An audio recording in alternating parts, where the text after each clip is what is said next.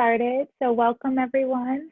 Hi, I'm Linda Gran with the City of Milpitas, and I'm an analyst there who focuses on water conservation. And we're super excited to host this class with the Bay Area Water Supply and Conservation Agency.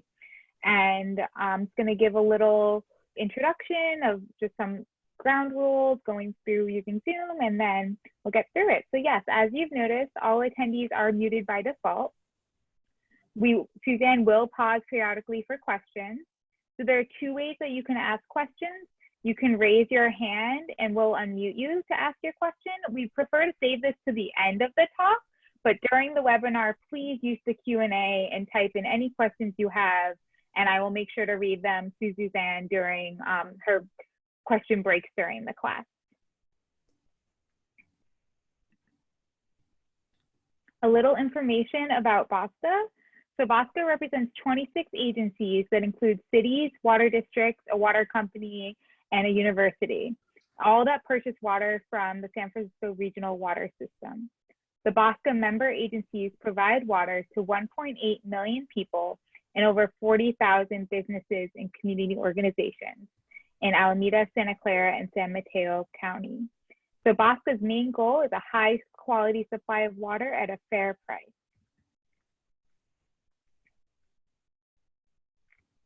So consistent with that goal, BOSTA provides a regional water conservation program to support agencies in improving water use efficiency. The landscape education program is one element of that conservation program. While we have made significant strides in water use efficiency, there's still more room for improvement. Outdoor water provides the single biggest potential source of untapped savings. Reducing outdoor water use through the use of water efficient plants, innovative techniques can help conserve water to ensure that future supply needs meet our communities. So we also have Ashley Shannon from Valley Water with us. In a couple minutes, she's going to go into a lot more detail of the rebates we offer with Valley Water in Milpitas. So this is just a quick preview, but Ashley's going to go into a lot more detail on some of our conservation rebates that you can participate in. Now, for residents that are joining from other agencies, if you can look up to see what your retailer offers with BOSTA. So BOSTA does have its own landscape rebate program. And with that program, you can get $1 to $4 per square foot of lawn replaced. And they also provide a rain barrel rebate. BOSTA also offers a smart controller rebate program. And this is an instant rebate. The controller can be operated on your smartphone and normally goes for $280. Through this program, customers of participating water agencies can purchase a controller for $100 plus. Last but not least, look out for BOSTA's revamped landscape rebate program. And this is going to include the current Lawn Be Gone program and rain barrel rebates. And more information can be found at bayareaconservation.org. And just to clarify, if you are a Milpitas resident, then you qualify for the Valley Water rebates. We do not participate in the BOSTA program, but if you are residents from other jurisdictions, please check out this website to see what your retailer offers. And this is just the start of our fall webinar series. So we're super excited to host several upcoming classes. Please join us for future classes. We will also be hosting the Integrated Pest Management and Natural Pest Deterrent class with Suzanne coming up soon. So please join us again for that class, and check bayareaconservation.org for a plethora list of upcoming landscape classes. And you can find more information on resources at bayareagardening.org. So now I'm going to hand it over to Ashley Shannon, who's a water conservation specialist at Valley Water. She helps run the landscape rebate program, and she is a great resource for all questions related to the rebates that we offer. So Ashley, I'll let you go ahead. All right, thank you, Linda. Thanks for having me.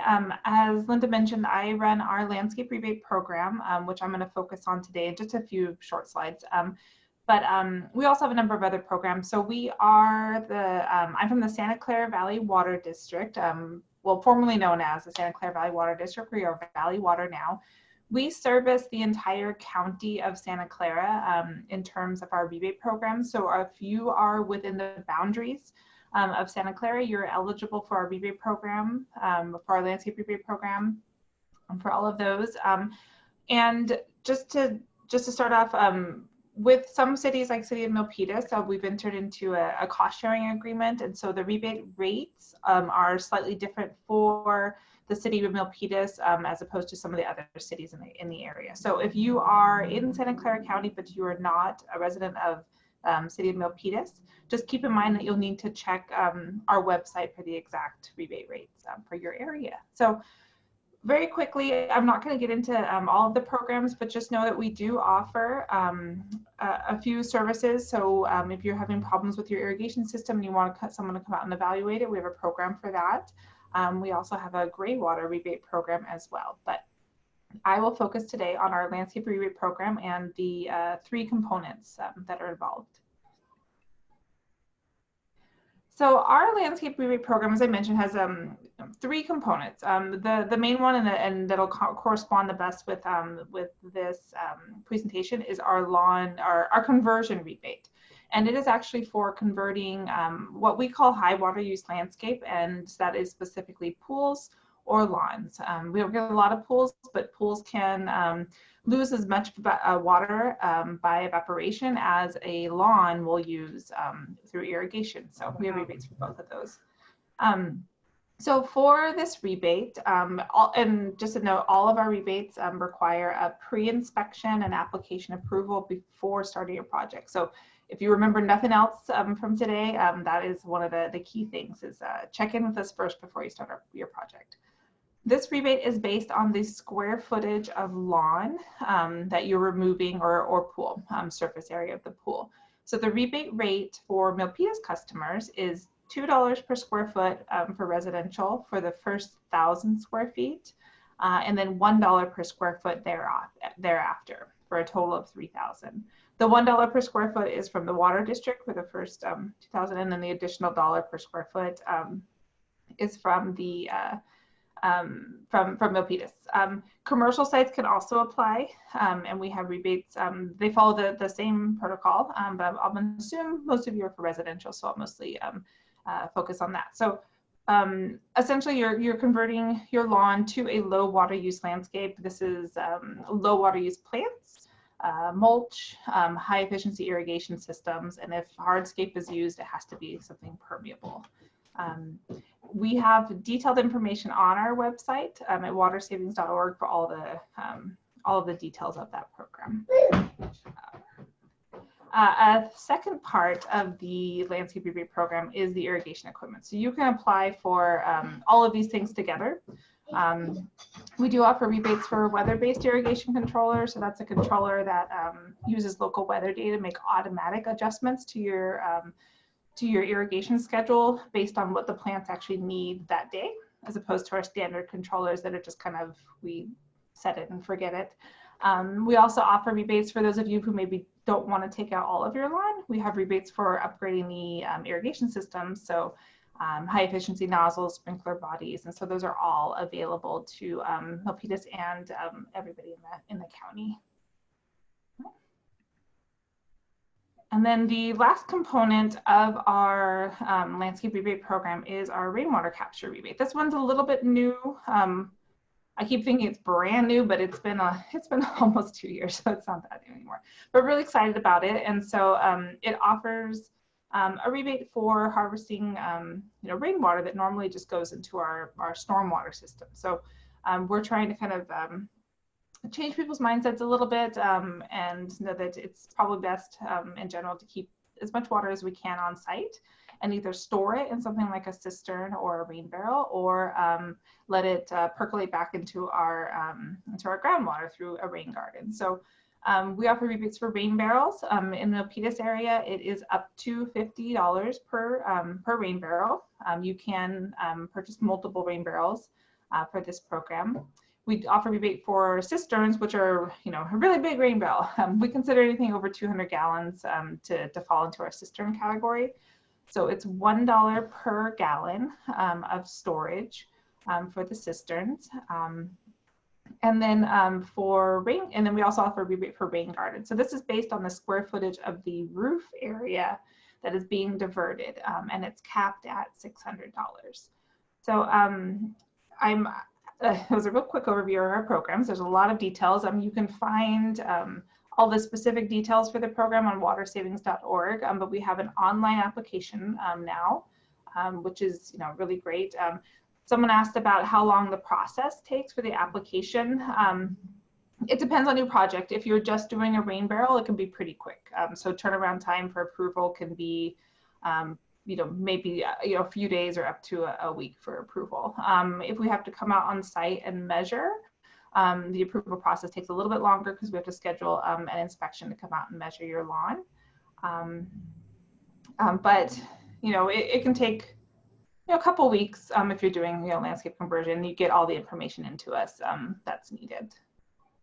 But I can take all general questions right now. I think we've got a little bit of time for some other questions if anyone has any.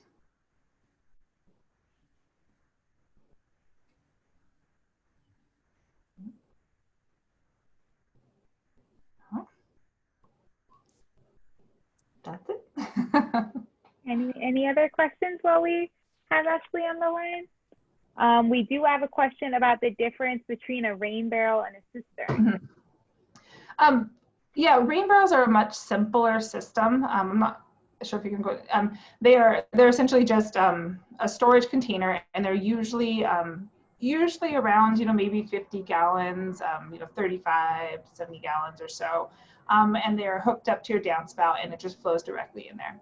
Cisterns are usually much larger. Some of them can be a more complicated system. So with a rain barrel, you're not hooking this up to any sort of pump or filter or anything like that. It's just, fills up with water. You use a hose to supplement your watering. A cistern is a larger storage container. So it can be as simple as just being something bigger and you're still using a hose for it. Or like in this top image that we have, it can be a large cistern that's set up with a filter and tapped into your irrigation system, and is much more complex. So these cisterns can be above ground, below ground. There's really long, narrow storage containers that you can fit along the side of a house. I've seen modules that you can put under a deck. So you can get really creative with these cisterns as a way to store quite a bit of water without it taking up a ton of space on your landscape. So that's essentially the difference between those. For rebate purposes, we classify anything over 200 gallons as starting in our rebate cistern category.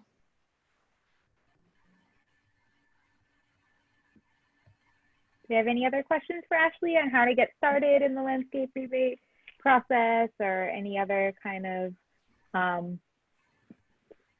questions about the rebates? You have one. Does this program offer any resources to help you design the new landscape?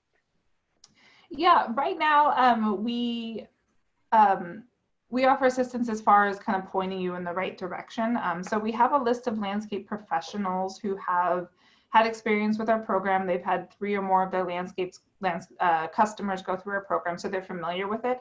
So we do offer a list of these as a way to kind of help you narrow down your search. We also have a website, and I should have put it up here, but it is southbaygreengardens.org.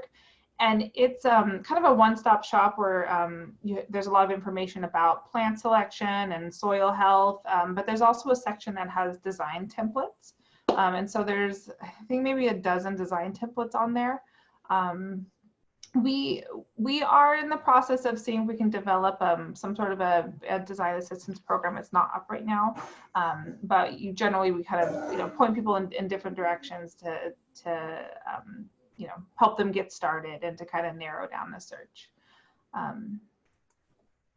And I will include the South Bay Green Gardens in the follow-up link to this webinar. Also, Ashley, would you like to address why we don't give rebates for artificial grass?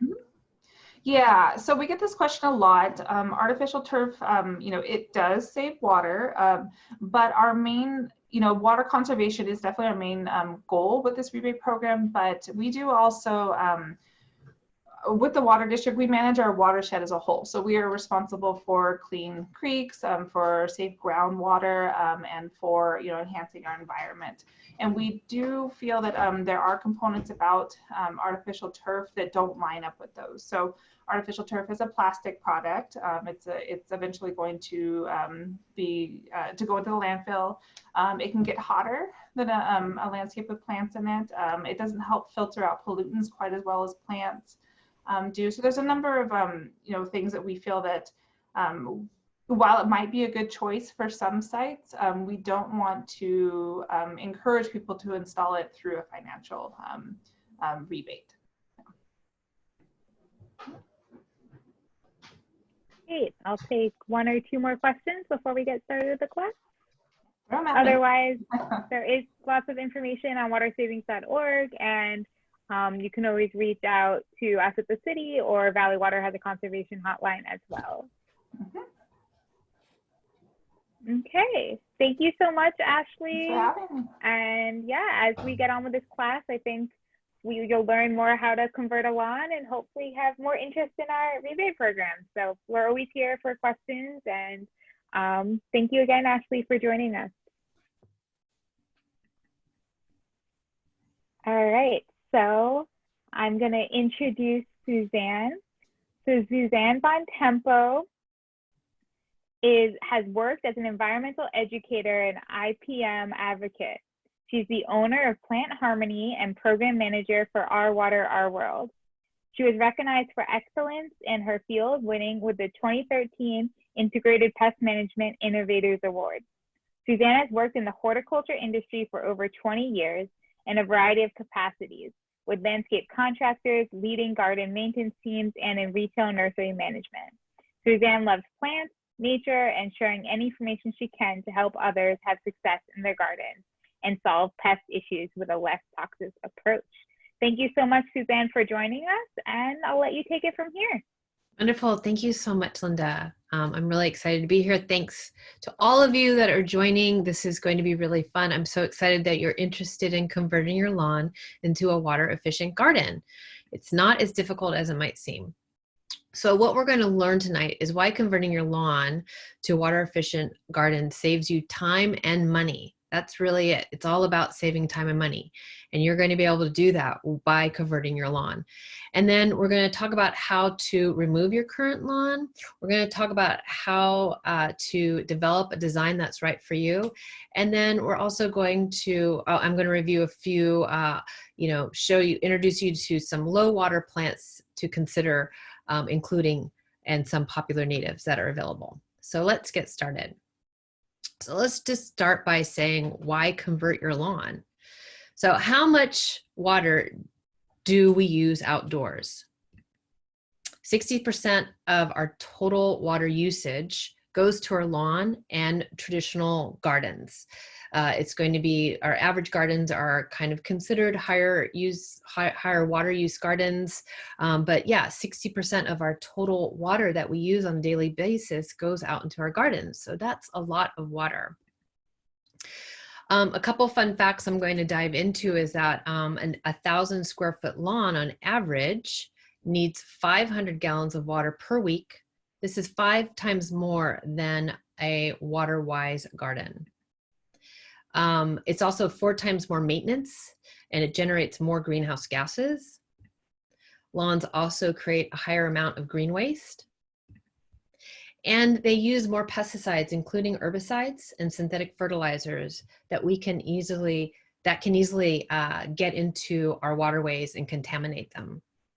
So something I just wanted to share is, though a lawn can sequester carbon because it's an open space, it's not so much the lawn itself, it's all of the maintenance, it's all of the efforts that go into it, you know, the mowing crews, or if we're mowing it ourselves, you know, if we're using a gas mower, it's that exhaust, it's that gas, it's the trucks that have to come to haul away the green waste if we're not keeping it on site. And it's all of the synthetic fertilizers and the weed and feeds and all of those pesticides that we might use that are actually going to be the problem. And of course, then they can leach into, very easily get into our stormwater and contaminate our waterways. So have you seen this? This really kind of cracks me up, because I can't tell you how many times I've seen these situations, and I'm sure we all have, where we see sprinkler heads that are either broken or they're going off in the middle of the day, which is the worst time of day to water, or they're not adjusted properly. So there's either a lot of overspray, or the sprinklers are adjusted just a little off. So it's actually watering the sidewalk and not the lawn itself. So this is another way, not only are we wasting water, but a way that pollutants and contaminants get into our waterways. Okay, so I just wanted to know if anyone has any questions. I will be pausing a lot throughout the program so that our questions can be really relevant to the topics I'm speaking on. We do have the one question about sheet mulching. I believe you're getting to that in a little bit later, though. Yeah. Okay, super. I will be talking about sheet mulching towards the end. So hang tight. And if there's no questions on why we want to convert our lawn, I will continue to move forward. So then we want to think about the planning. So of course you want to apply for any of the rebates before you get started, because sadly, I've heard situations where people have sheet mulched their lawn and they're all ready to go, and then they applied for the rebate, and that's not exactly how it works. So make sure you get all the details set up straight before you get started. But some things to consider before you get started, just with the new design, is what are the microclimates of your garden? What are the conditions of your garden? And what plants are going to be left after the lawn is removed? Are we going to have trees or shrubs? Is there anything that's going to remain in place? And then what's the topography of the garden area? Is it on a slope or a significant grade, or is it flat? And then how do you intend to use the space? Lawns are not always in the front yard. Sometimes they're in the backyard or on the side. So we really want to look at how we're going to use the space. We also want to consider, do we have kids? Do we need to have a play area for the children, or have the children grown up and they're already off to college, or they've moved out and we don't need to have that play area any longer? Maybe the grass was always for the children and we don't, the children aren't around any at the moment.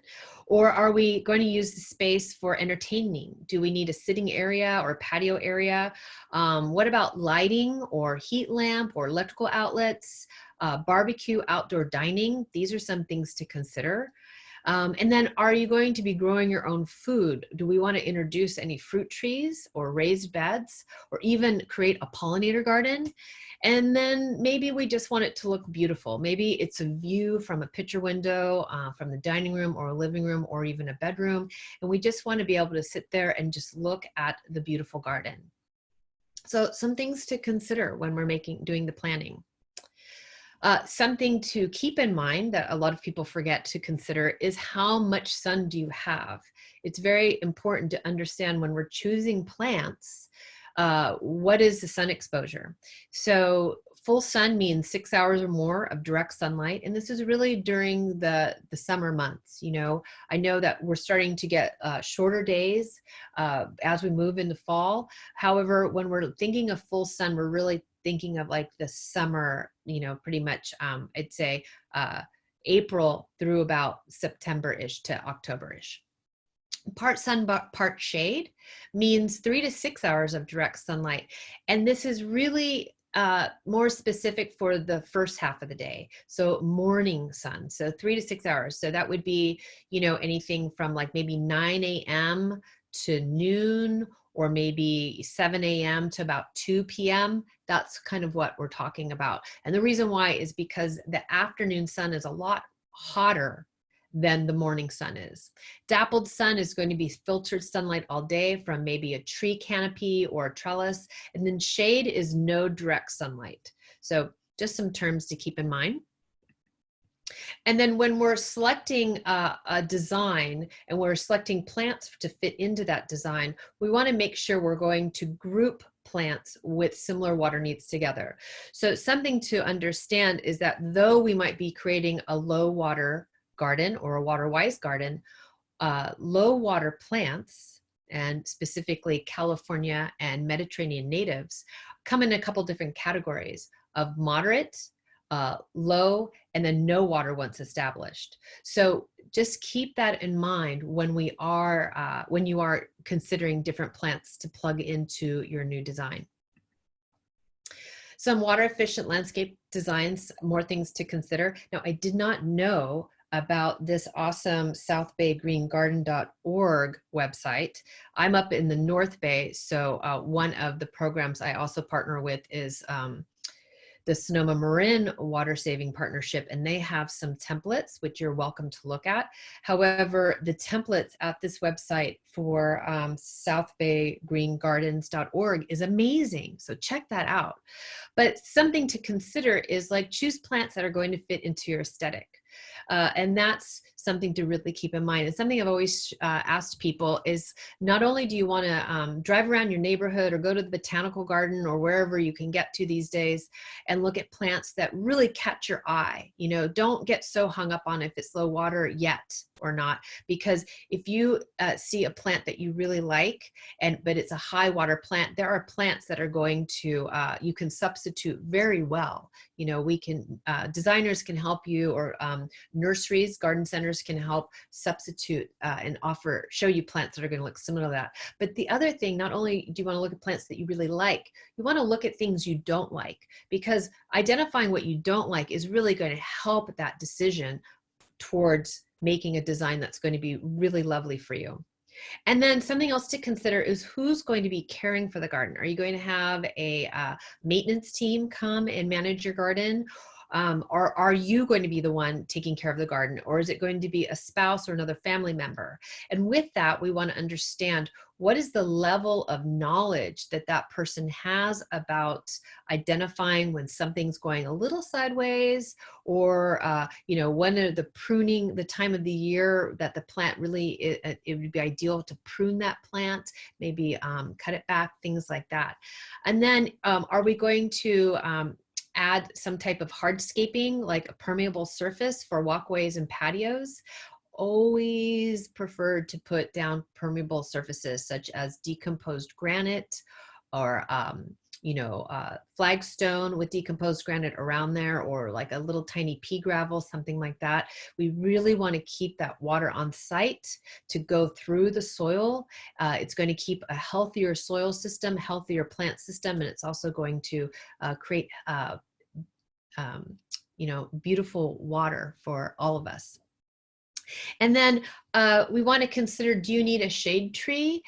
You know, it gets really hot in the summer months, and if it's a garden that is, we're able to put a tree on the south or southwest kind of side of the house, we can have a tree that's going to be able to be large enough to actually shade the house. If it's a deciduous tree, it's going to lose its leaves in the winter, but it's going to have leaves through the growing season to offer shade on the house. Or do we need to do a screen of some shrubs if we need to screen out a view that we don't want to look at?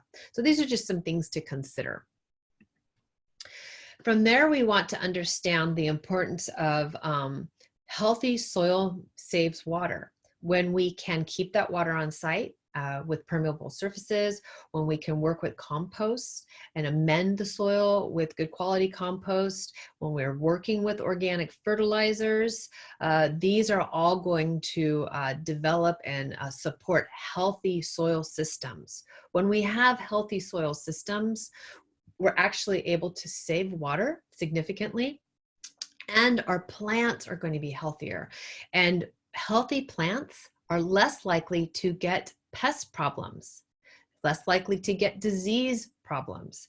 So this is a big component moving forward to understand please, please, please continue to work with your organic fertilizers, and then of course mulch. Mulch is amazing. We're going to talk about sheet mulching, but after the plant, your garden is established, you're going to maybe annually, possibly add fresh mulch. And typically around this time of year is when we would add mulch, or the spring would be when we would top dress with mulch, just to make sure that soil is always protected.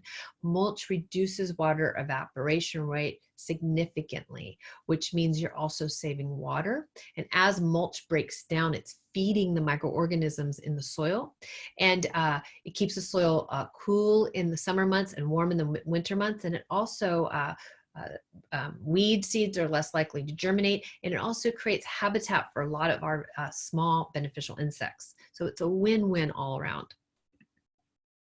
And if you need to, it's a good idea to get your soil tested before you get started. And if you're working with a professional landscaper, especially contractors, they will go ahead and test your soil for you. But there's a number of local soil labs in the area that are listed here. But this also helps you understand what kind of nutrients that you might need to additionally add over and beyond just like an all-purpose organic fertilizer.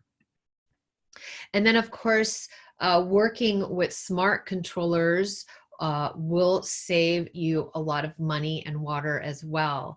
Understand that when we are working with irrigation systems, those irrigation systems, the little emitters that come from the tubing, will have direct contact with the soil, and they are typically going to be right underneath that layer of mulch. So there's no water evaporation rate, and you're really able to water very effectively.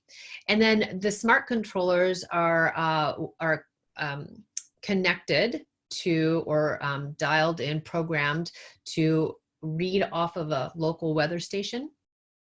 And so that means when it is dialed in, it's not going to water if it's raining and we haven't had a chance to change that. So if we get you know, they're saying we might get rains in 2 weeks, and if we didn't shut off our irrigation system and, you know, we have it set, well, the smart controller will not water if it senses that there's moisture in the air or moisture in the soil.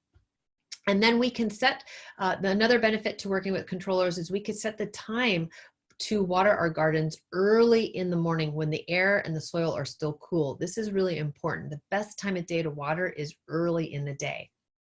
However, if you don't have your irrigation system set up, or we're in the midst of a heat advisory, instead of adjusting that irrigation clock to water more, if we need to hand water, it's perfectly fine to go out there towards the end of the day, in the late afternoon, early evening, right before sundown, and water down the garden. You can also set the clocks for multiple start times. So this is important if you have a grade. So if you're on a hillside and you've got plants watered on a hillside, at some point when we're watering, the water will have reached its, the soil will have reached the water absorption threshold, and water will start to run off. I'm sure you maybe have seen that before. So when we we can set multiple start times, which means we're going to pulse the water out. So we're going to let the water flow until it is not able to absorb anymore, right before it starts to run off. And then we're going to give it a pause for maybe 15 minutes, maybe 30 minutes, and then we'll have the irrigation timer go back on for its time, so that it can get all the water it needs to get out for that area. So if it needs, like if it's fruit trees and you need to get 1 gallon or 2 gallons of water out on those fruit trees, but it's only able to take 1 quart of water at a time, then we can pulse out the time so that over a period of maybe 2 hours is when the fruit trees are actually going to get the gallon or 2 that they require. And then, of course, when we're working with irrigation systems, we're going to see less weeds, because weeds are smart. They want to go where the water is. So if we've got areas of the garden that we're not watering because we don't have irrigation over there, we're not going to see weeds in those areas. So a lot of times, if we've had a lawn, we have had those pop-up sprinklers, you're going to look at a sprinkler like a a conversion kit. So you'll want to go to your local irrigation supply. Maybe Valley Water can also offer some guidance on these conversion pop-up kits. I'm not as familiar with them. I've never personally converted pop-ups to sprinkler to drip. However, it's very, very simple. I can tell you that because it just screws right on. And then you're going to have your spaghetti tubing or your 1/4 inch tubing to spread out and go around your plants. Something I want to talk about briefly is the importance of watering. Teaching people how to water is the hardest thing there is. And the number one reason why plants don't make it is usually overwatering and sometimes underwatering. So a couple things I want to share with you. It takes 1 to 2 years for plants to become established. So when we have a new landscape, you're going to be watering your new landscape very differently till it's established. Once it's established, you're just going to be watering it deeply, and you're not going to be watering it again till the top few inches of soil is dry. This could be a number of days. It could be maybe a couple weeks, depending on the season, depending on the weather, and especially if we've got mulch on top of that soil, we're not going to have to water it as often. However, what happens is that roots are only going to go where the water goes. So when we get started, we are going to have small plants, and we're going to have a couple of irrigation emitters, maybe just one on each side of that plant. Maybe there's just one emitter only. And over time, we're going to have to add emitters and bring the emitters out. We're going to have to add emitters and bring the emitters out around. As the plant grows, the root systems also grow. So we want to keep in mind, we want to coax those roots down and out, down and out. And as you see in this illustration, which is so fantastic, is that roots really grow quite deeply. And the key to this, the reason why this is so important, is that if we've got nice deep root systems, if we happen to have a week or two of significant heat as we are now, and we haven't adjusted our irrigation system, or we don't have a smart controller that does it for us, these plants are going to be just fine because their root systems still are accessing water really deep, moisture in the soil that is deep. So it's very important to understand we're going to encourage deep root systems, and we do that by watering deeply and less often as the plants become established. Another cool illustration I found from Vacaville Tree Foundation is this aerial. We want to, and then this is a tree, but imagine this is a perennial. This could be a shrub, doesn't matter what the plant is, but as we're looking down on the plant, the root systems are growing out and down. We don't see it because we don't really see what's going on under the soil. So that's why I think these illustrations are so helpful. So we want to always bring the irrigation. See, the blue line is out along the side of the canopy of the plant, or the drip line of the plant. So ask your landscaper or ask your garden professional about this. They'll be able to hopefully guide you through this, but just keep this in mind then once the plants are established, you're good. You're just going to have to monitor, make sure that irrigation is working, that critters haven't come and gnawed off any of the emitters, and that everything is always good. And then this is the awesome part. I am so excited that there's such a fantastic rebate. So on the left is an average rain barrel. This is at my house. It's about 50 gallons. And it's attached to the downspout. But I want to share that 1 inch of rain over 1,000 square foot surface, such as your roof, can capture 500 gallons of water. So that rain barrel pretty much gets filled up really quickly. And it's only about 55 gallons. So I pretty much just save it for my seedlings. I grow a lot of food from seed, so I water my seedlings with that. I have a little greenhouse just right next to that. But the cisterns can capture the 500, the 600 gallons of water. And then that's really what it's all about. And as you see, I think some of us have this idea that they're these big tanks, but as you see in the picture here, they make them now that are narrow and can go alongside of the house. more appropriate for urban areas. So check it out. Go to your local or reach out to your local irrigation supply or farm supply and see what they have, because they're amazing. It's just so amazing to capture this free water. And then I didn't include my slide on gray water systems, but also, since they have a laundry to landscape rebate, please look into it. It is so easy, so easy. As long as the laundry, the washing machine is above the grade of your garden, that's pretty much the main requirement. And then from there, there's other details, but it's very, very simple to hook up. It's very inexpensive. And yeah, it's, again, free water that you can use to water your garden. So please look into that. So at this point, are there any questions? We do have a question. We have a question about if they're asking if you get natural mulch from a tree cutting service, which has kind of a mix of mulches, will that work the same way as commercial mulch? Yes. So what mulch can just be anything that's used as like a top dressing. So it could be rubber. So there's rubber mulches out there. There's other types of materials, but I'm specifically talking about like wood chips. So it could be arbor mulch from the tree services, or you can go to your local landscape supply and buy mulch, whichever is aesthetically pleasing to you. The one caveat is that when we apply mulch to our gardens, we want to make sure it's on the soil and not coming up around the crown of the plants. The crown of the plant is where the above parts of the plant in the root system meet. So it's like maybe the trunk or the branches meet the root system. That area we always want to make sure it's clear of debris, clear of mulch. But a few inches out or a foot out, depending on the size of the plant, we can put the mulch on top of the soil. And if you can get 3 inches on there, a nice 3-inch layer, that's great. If you can only get an inch layer, that's also great. Then we have a question about gray water and fruit trees, and it's asking, are you able to use gray water on edible plants? Great question.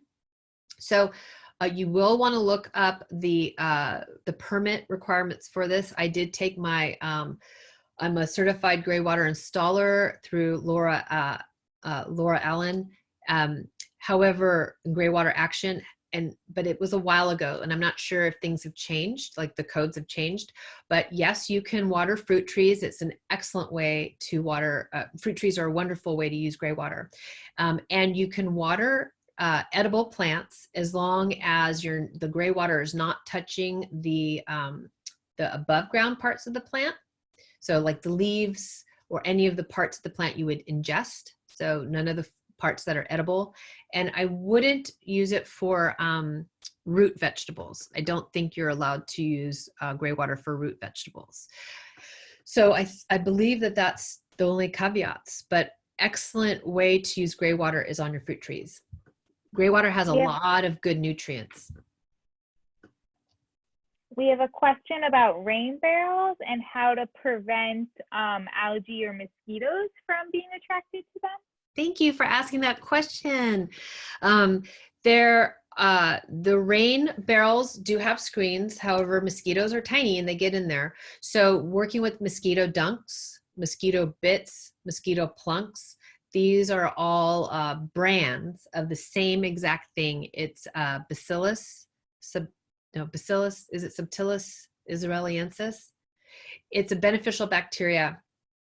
And I apologize that I'm totally spacing on the active right now, which bacteria it is. It's been a long day, but you can buy it at your local hardware store, your local garden center, your local home improvement, and it is a larvicide that's natural, and it is not going to be toxic to the water. It's not going to be toxic if a pet drinks that water or if a child splashes that water on their face.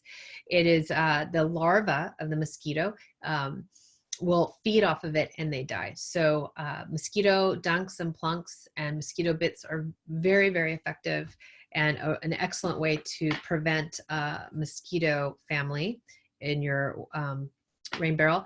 And then as far as algae, I could be incorrect about this, but I don't see it as being an issue or harmful if I'm watering my plants. And we get rains during our rainy season, and then especially if it's just a rain barrel, you're using that water pretty quickly. It's only 50 gallons, so it doesn't take very long to go through that 50 gallons.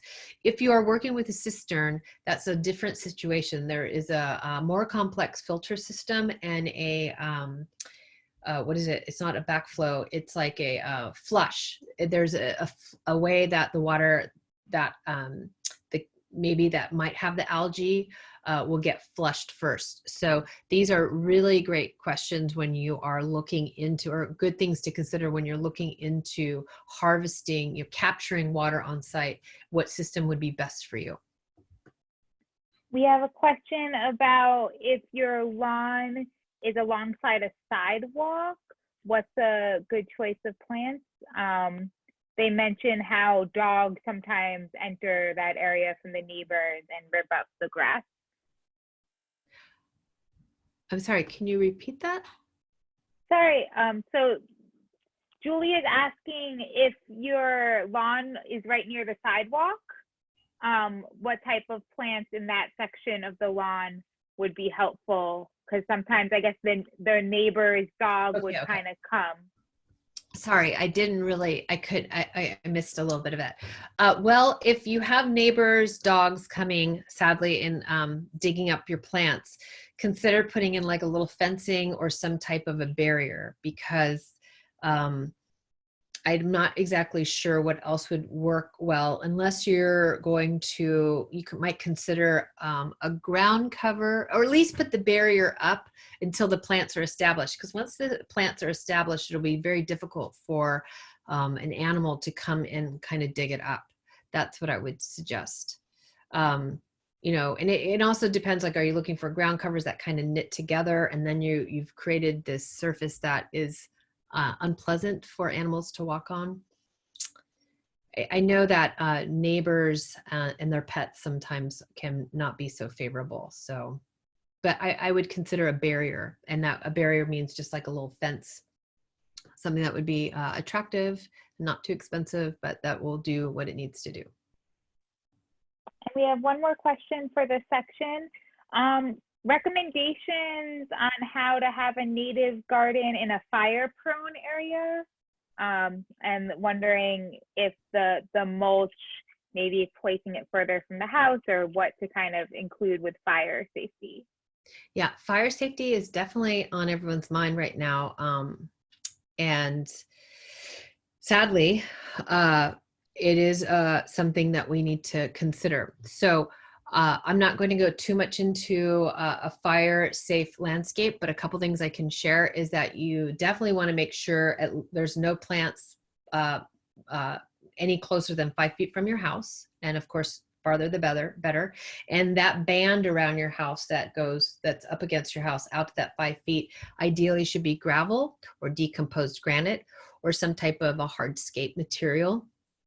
And then in your garden, mulch and your plants, regardless if they're native or California native or Mediterranean native, the key is that understand that no plant is resistant to burning. However, things that are going to prevent your garden from being a fire hazard is maintenance, making sure you're cleaning up the debris, the leaves that have fallen, rake them up, get them into the green can or into your compost, making sure you've pruned off dead or broken branches, and your mulch is in place. And when things are hydrated, when your garden is hydrated, it's going to be more fire resistant. So that's what I can offer at the moment, but I know that there's some fire wise gardening classes that are available, and if they're not through BASCWA, look in the area, because they're very popular right now. Great. I think we can continue on with the slides and then get to more questions at the next break. Okay, super. You guys have great questions. Thanks. Okay, so which plants are best? So these are, I've said it before, but we want to focus on California and Mediterranean native plants because these are the plants that are going to adapt to our summer dry climate. that are going to grow really well here. And also, you know, keep in mind, a lot of us have clay soil, so we're going to be able to work at plants that can adapt to those soil conditions. If we're in a part of the area that maybe our soil is a little bit more sandy, because maybe we're closer to the bay, keep that in mind too. But this is what we want to focus on. And my most favorite book of all time, it's the first one listed there, The Plants and Plants and Landscapes for a Summer Dry Climate. It's amazing. I look at this book all the time, and this was even back in the 90s. I mean, I feel like we've always been in and out of drought. So every garden I've ever worked in or designed and planted and installed always was with the emphasis on, you know, low water usage. So just something to keep in mind. You can look at the East Bay Mud website to purchase it, or I also saw that it was on Amazon. So it is available for sale, I guess is my point. I was concerned it wasn't available for sale any longer. And then of course, one of my favorite books of all time is the California Native Plants for the Garden. That's a really fun and lovely book. And then another wonderful book to have in your library is the Sunset Western Garden book, if you don't already. And the reason why specifically the Sunset Western Garden book is so fantastic is because it will give you the specs of the plants. And what I mean, it will give you the size and shape and the sun needs and the water needs. We also, whenever we buy a plant, we get these tags. These tags are also going to give us a lot of information. And what I encourage you to do, if you're not saving these tags, write down in a journal what the name of the plant is and its variety, so that you have a note of it, so that you can remember what you planted, and also reference the Sunset Western Garden books to remember or to keep in mind the size that it's going to grow to and all of its other needs. But these are also some awesome websites. The Santa Clara County Master Gardeners also has a really incredible plant list, so check it out. And so there are a lot of plants that you can choose, but I'm just giving you a brief overview just to get you excited and maybe interested in some things that maybe it's new to you. But first you want to look at trees. If you're going to add trees, this is going to be one of the first decisions you make. And a couple of things to keep in mind when we're looking at trees is, do you want it to be evergreen or deciduous? What size, what's the maximum size do you want it to be? And the shape. Do you want it to be a lollipop or a kind of a rounder canopy, or do you want it to be a little bit of a taller conical, things like that? And then do you want it to have flowers or no flowers? So two of my favorite picks that I commonly would recommend to clients would be the Arbutus marinii. So this is an evergreen tree. There's two varieties, just the strawberry tree, the Nindo will get a little smaller than the Marina tree variety, but so understand these are both arbutus, but a very different maximum height and width. But a stunning tree. It's beautiful, it's evergreen, and it has these beautiful flowers and the little berries, and they are edible. So if you have children and you're worried about poison, you don't have to worry with this tree. And then the other tree that is my second favorite landscape tree for residential gardens is a deciduous tree called cercis or redbud. And there is the eastern redbud and the western redbud. And again, you can see there's quite a difference in the canopy spread and height. So these are both going to be wonderful trees that really require very little water once established, and I think are just stunning in the landscapes. And then you want to consider shrubs. So these are all, I believe these are all evergreen shrubs. But these are just an assortment of flowering shrubs that are going to flower at different times of the year. So things to consider. And they also have different varieties. Many of these have dwarf varieties or full size, things like that. A couple of these are part sun, part shade. Some are just full sun. So we've got the coyote brush, the silk tassel, ceanothus, grevillea, and bush anemone. And then perennials, we want to keep in mind, it's really nice to have a variety of perennials. And when we have a variety of flowering things, such as perennials, trees, and shrubs, we're able to attract more beneficial insects, more birds. And the reason why that's so important is that they're going to manage any of the bad bugs, the pest insects that we might have on our property. But here are a couple of my favorites, Agastaches at the bottom, and then we have Rebeckia, a penstemon, also looks very similar to California fuchsia. When I put this together, I was like, wait, that's not California fuchsia, it's penstemon, but a red one, which is kind of fun. Evening primrose, salvias, and yarrows. These are all fantastic plants that grow very well in our area. And then grasses, something to consider. Ornamental grasses are always a real nice touch for contrast, texture. We have Evergold carex at the bottom left corner. And then we've got a Canyon Prince giant rye, which is kind of a fun kind of silvery bluegrass. And then we have Elijah's blue fescue, which is one of my favorites. And then pink moly is also a really fun grass. And then you want to also consider annuals and biannuals. So these are going to be plants that are going to have a 1-year life or 2-year lifespan. So perennials are 3 years and longer. So just to clarify. But here we've got flax, cosmos, clarkia, 5-spots, cal poppies. These all grow very easily from seeds. A lot of times I'll go and get the Bay Area wildflower mix at my local garden center, and I will broadcast this during the rainy season, and then this is what comes up. It's amazing. And then you might want to consider growing food. There is a lot of our heirlooms these days are Mediterranean natives, and Mediterranean natives are going to adapt to our climate and be quite water wise. And what I'd like to share is I'm a huge fan of growing perennial crops such as asparagus, artichokes, tree collards, any berries, blueberries, raspberries, strawberries, scarlet runner beans. There is a lot of food that we can grow that's actually a perennial that's just going to give us food year after year and very low maintenance.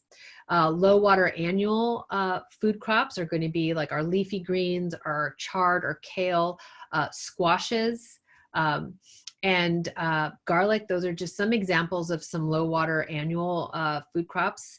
And then also herbs, growing a lot of our perennial herbs like thyme, rosemary, sage, oregano, mint. These are all going to be very low water once established. And then something I want to share is don't forget to plant flowers that attract your beneficial insects and our pollinators. So when we have a diversity of flowering plants like this, we are going to have a healthy, balanced garden because we've created habitat. So maybe this is a little bit more wild and woolly for some of your aesthetic, but it could be a little bit more, less wild and woolly or even more wild and woolly. But the key is that we have a diversity of flowering plants. And because we live in the Bay Area and we have such mild year-round climates, we can have something blooming almost year-round, which is going to be really a bonus for our beneficials. So if it's okay with you guys, in respect to the time, I'm going to skip this section of answering questions and just dive into how we sheet mulch or how we remove the lawn, if that's okay. That sounds good. Okay, great. So there's a couple, well, really just 2 methods for removing the lawn to consider. Of course, sheet mulching. This has gotten very popular, and I gave everyone that handout that talks about the steps of sheet mulching, which really we're just leaving the lawn in place. We don't have to do anything. You could mow the lawn before you put your layers of cardboard out, although it's not necessary. But the thing is, we do want to make sure we're cutting an edge away, and we want to mark our sprinkler heads so that we don't lose them. And then we're going to work with cardboard or builder's paper, and the builder's paper you can get at your landscape supply store. And then the key is, you see on the photo on the right, we're actually creating layers. So it could just be cardboard that we've wet. You have to wet the cardboard, and then you add a layer, an inch or 2 layer of compost with an inch or two layer of mulch on top of that, or it could just be 3 inches of mulch. So whatever combination that you that suits your fancy, and you'll see a lot of different information out there, but it's always going to be layers of cardboard overlapped. We want to make sure the edges and the flaps are overlapped. We don't want any sunlight to be able to see that penetrate down to that lawn. And then we want to do no less than 3 inches. So here's just some pictures I got from an online resource. We're going to remove the edge, because the reason why is we're adding 3 inches of mulch. And if we don't cut that edge away, that mulch is just going to, you know, the next time it rains or the wind blows or we have this, you know, any type of significant water, that mulch is just going to go down the driveway, go down into the sidewalk, get into the storm drain, and that's no good for anyone. So we want to make sure we've cut this nice edge so that we can keep our material on site, and then we just roll out the cardboard, or we take advantage of all those Amazon boxes that we have in our garage. And then from here, you see the cardboard is layered. These are actually cardboard boxes and not rolls of it, but it is really important to layer. And if we are trying to sheet mulch an area that has oxalis or a really bad, like hard to manage weed, something that's really difficult, then we're going to not just 1 layer or 2 layers, possibly 3 to 4 layers of cardboard as advised. And then we're watering that cardboard, and then we're putting 3 to 4 inches of mulch on top. The other way that we can remove the lawn, and this is kind of an old school way that how we used to do it in the early days before this great idea of sheet mulching became popular, was you manually would scrape the lawn off the top, you know, inch or so of soil would get scraped with the turf itself with a couple of different tools. So when we are removing it by hand, now we're going to have some waste, so to speak. And you have a couple things to consider. You can use those little chunks of turf to make berms or mounds to, you know, change the grade of your garden, the planting area. But you always want to kind of adjust it so that it is lawn side down and dirt side up whenever possible. And again, you want to make sure that you've got some space from the edge of your sidewalk or driveway or patio, just as we did with the sheet mulching. But we're going to have to, because the sections of lawn are going to have pockets, you know, it's not just going to be this flat mound. You're going to have to get some soil in there and kind of fill it in a little bit, even it out a little bit. It doesn't have to be too crazy. And then, but we do want to make sure that we've got some, you know, there's not a lot of air space in there. And we use good quality soil and compost and amend. We cover those mounds with soil. And then when it comes to planting, we want to start by planting our 5-gallon or larger plants. That's going to be the easiest thing. I'm sorry, I guess we could start with 1 gallons as well. So I apologize.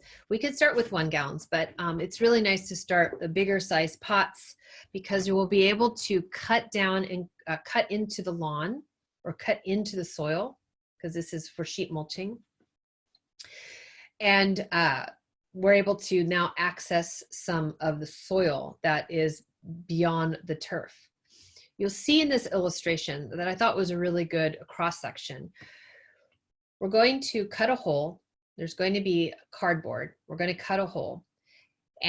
But we don't want the root system to directly be touching the turf. We really want to have like almost like a layer of soil in there. So you're going to want to amend or spot amend that hole that you've dug.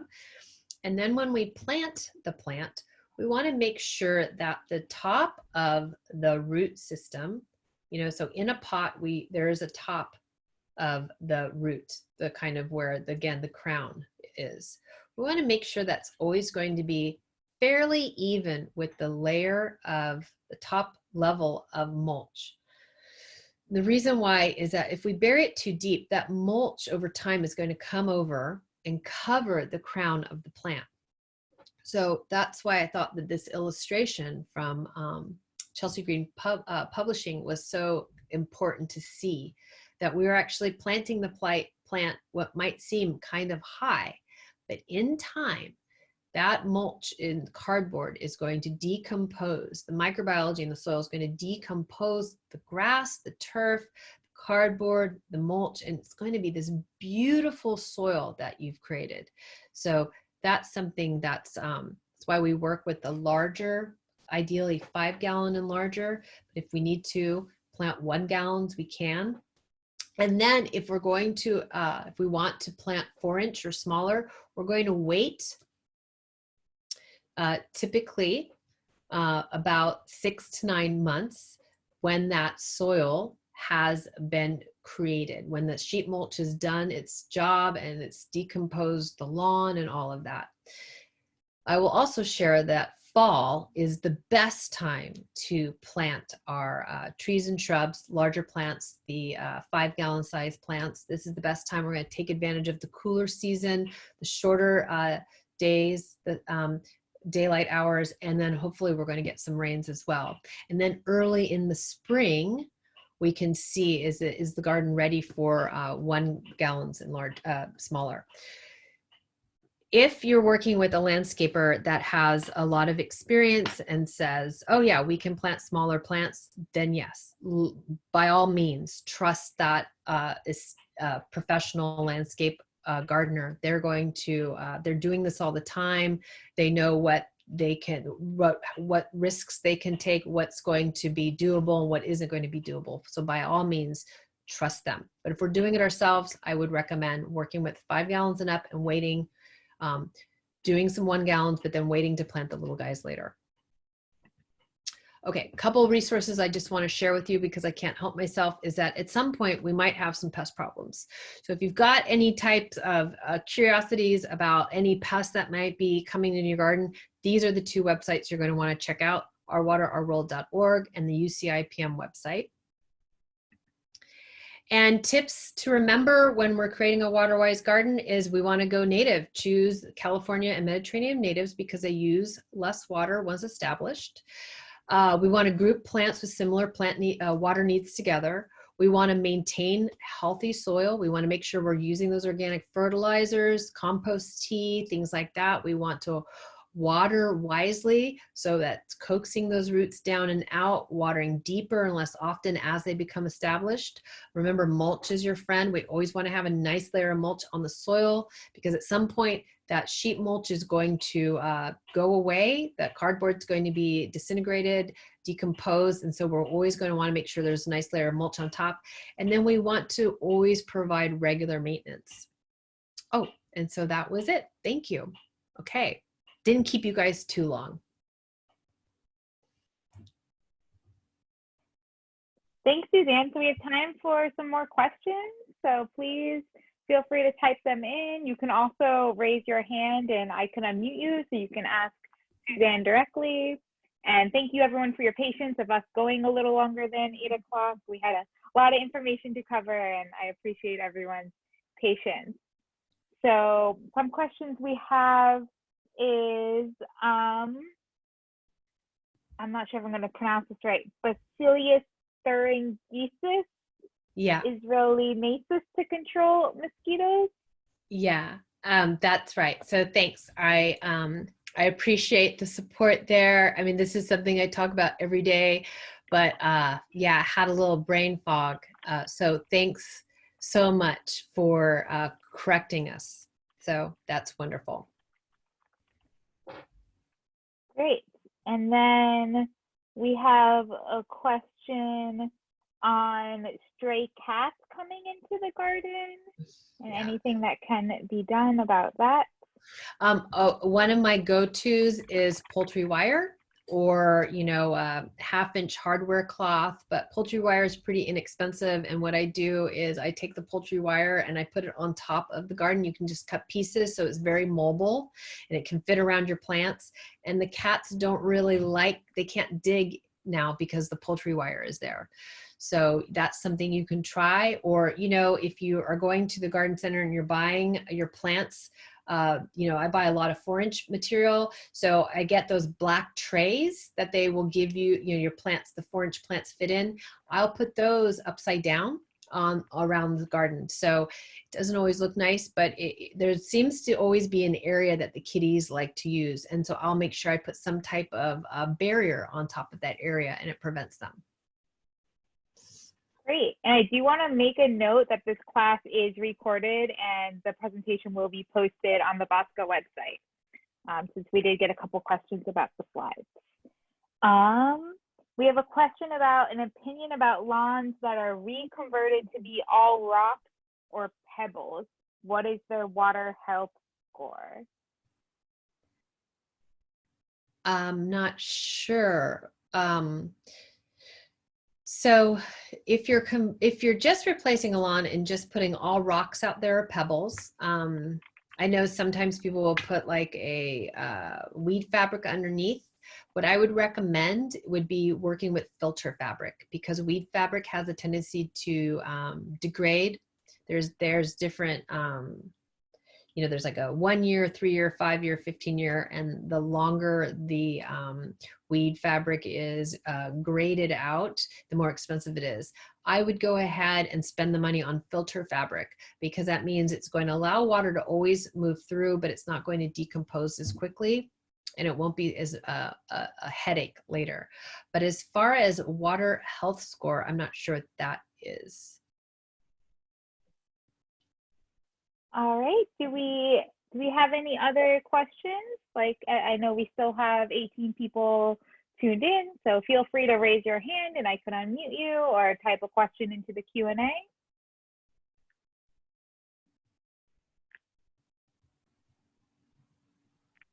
Wait a couple minutes. I just appreciate everyone staying on and listening and learning and offering your questions. It's just really great. How long before sheet mulch deteriorates? So in my experience, I'd have to say about maybe anywhere from 6 months to a year.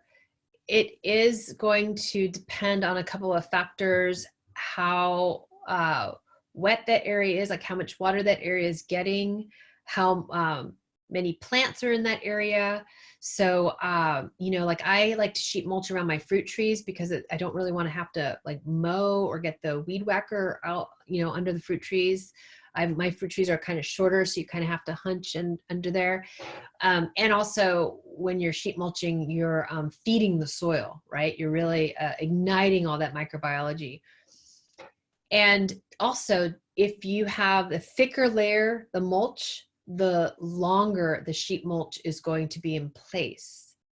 However, right now, one section of the garden I'm thinking about, I sheet mulched that area about a year ago, and the mulch is getting kind of thin. I do need to add another layer of mulch, but I see that there's some sections where the cardboard has completely decomposed, but there's other sections where the cardboard still is. And I have a tendency to leave the plastic tape on. I don't take that plastic tape off. So that's what I'm seeing. I'm just seeing little remnants of like plastic tape, and I'm just putting it in the garbage. So long answer to your question is, I'd say is maybe fast as 6 months, but as long as maybe a year. Any other questions? I know we can stay on a little bit longer for more questions. Well, I'd like just to invite everyone. This is my website. I do write a little mini blog that really focuses on pest issues that are current. So my last one was on ants coming in the house and how we manage them with a less toxic approach. During the growing season, I talk more about gardening. There's even a little article on sheet mulching. So feel free to go to my website, check it out, you know, sign up for my newsletter, look at my past posts. They're always short and sweet, and I don't send them out that often. Maybe about every other week is when one goes out. But also know that my information is here. This is my email, Suzanne@plantharmony.org. feel free, you're always welcome to email me a question. If something comes up, feel free to reach out. And I hope that you'll join us for our pest management class that's coming up, because we're going to dive into a lot of fun pest problem solving. So. Yes, thank you, everyone. Thanks for joining us tonight. Please join us for future classes. Thank you so much, Suzanne, for the great talk. And everyone have a great night. Thank you. Thanks so much, Linda. You too.